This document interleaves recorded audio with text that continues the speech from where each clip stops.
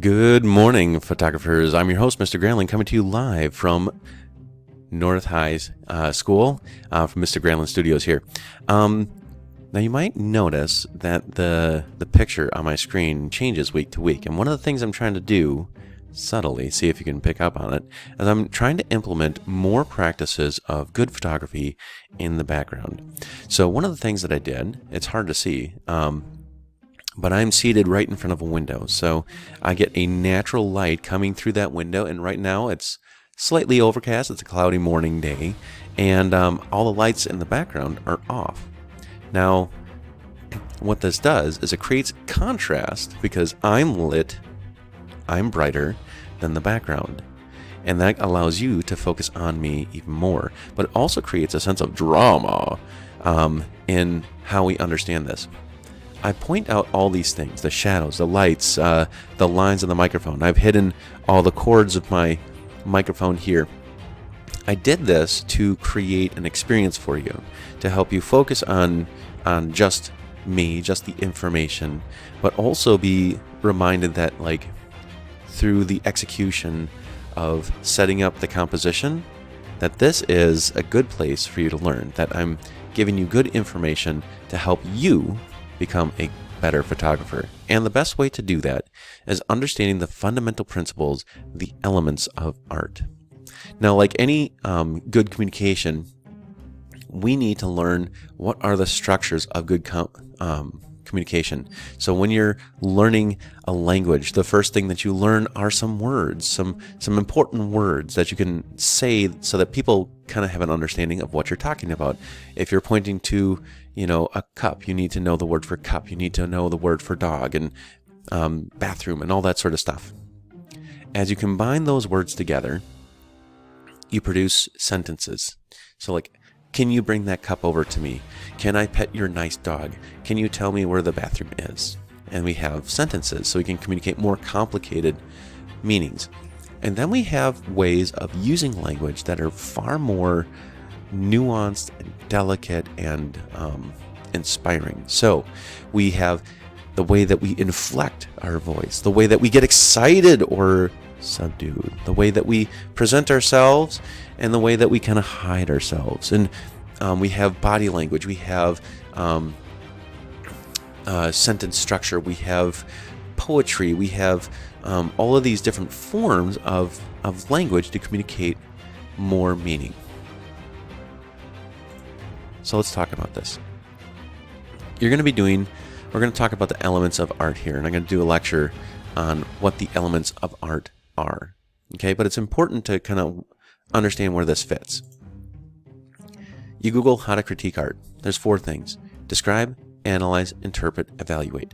You need to do those things in order to get better at art. The better you can describe, the better you can analyze, the better you can interpret and evaluate, the better art you can ultimately make, because the first art that you're going to critique is your own. So the better you get at critiquing it, the better you get at kind of fixing mistakes or progressing.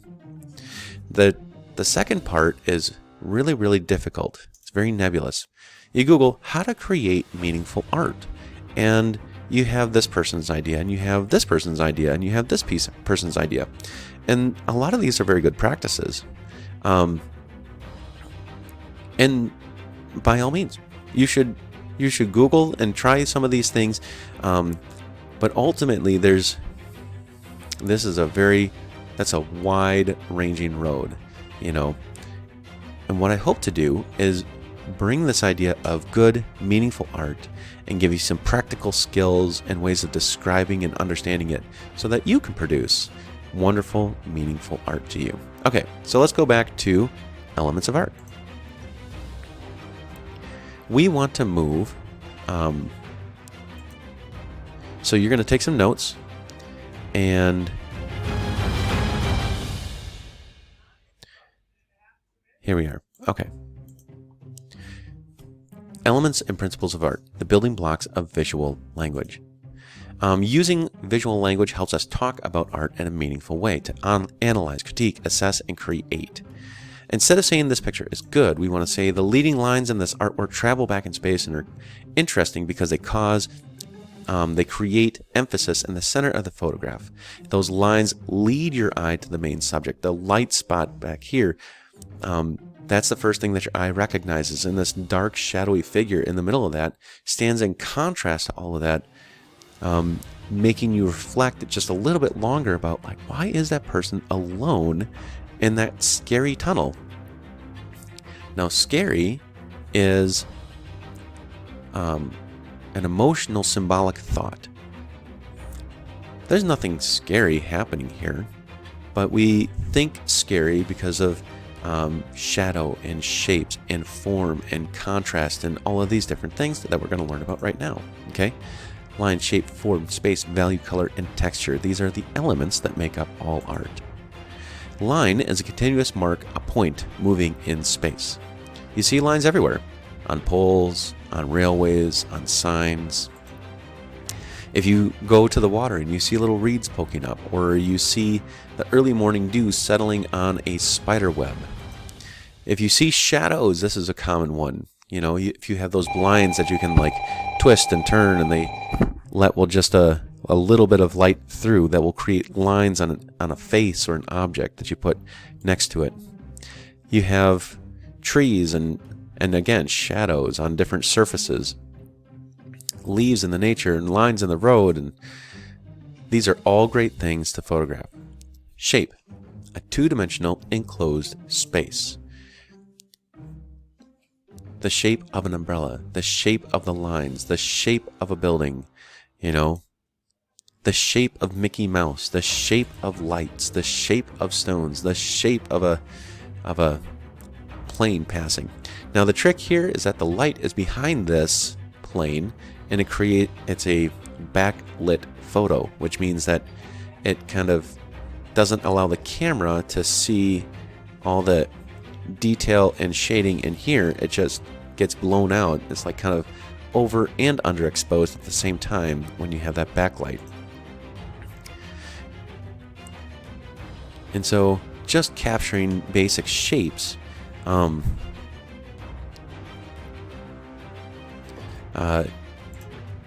allows, you know, it's a different kind of storytelling when you just think about a shape.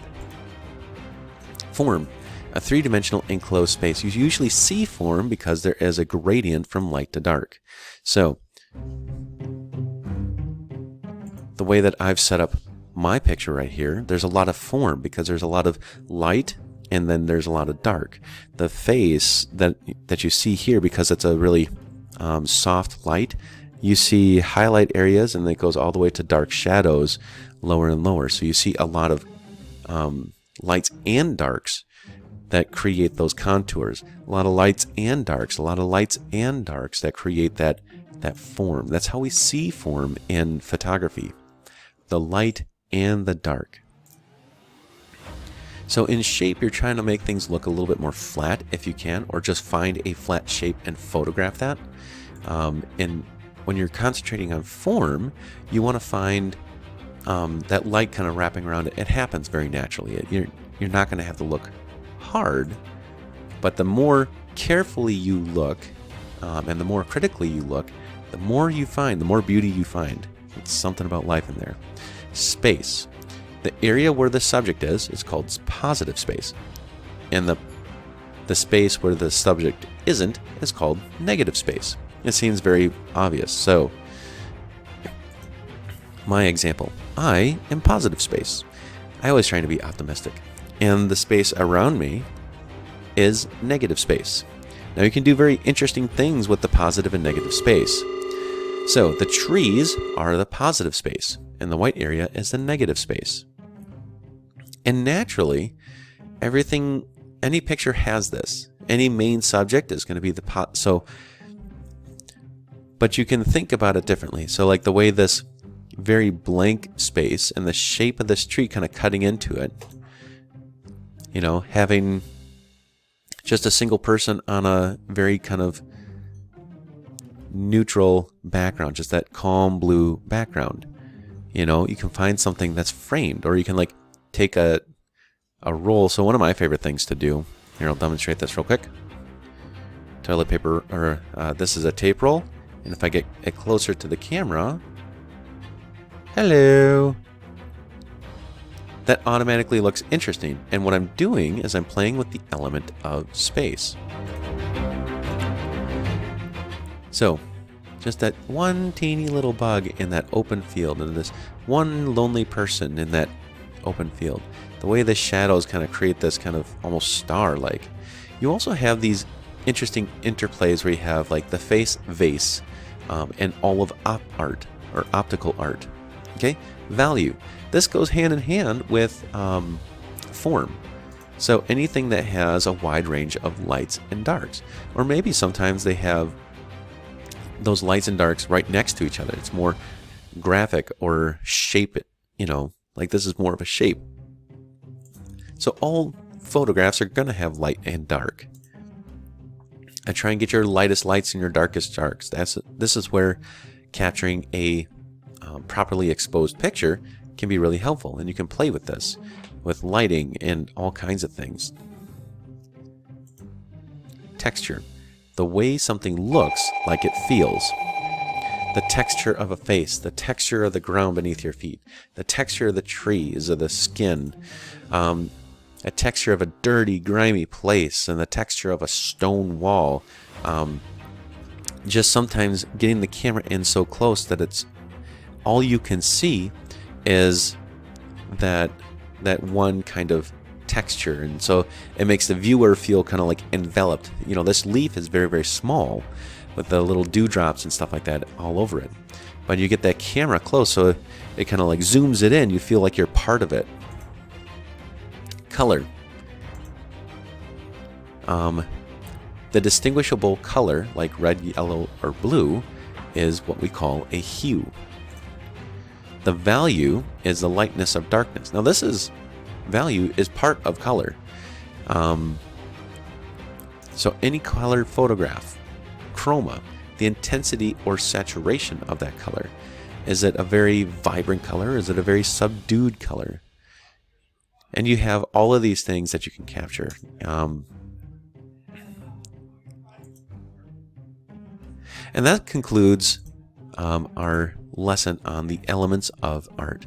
I hope this helps you, give you some ideas of things that you can capture, things that you can find for your presentation, and I eagerly look forward to your beautiful pictures that you're going to submit later on in this module. And I hope all of you have a great day online. Thanks, everyone.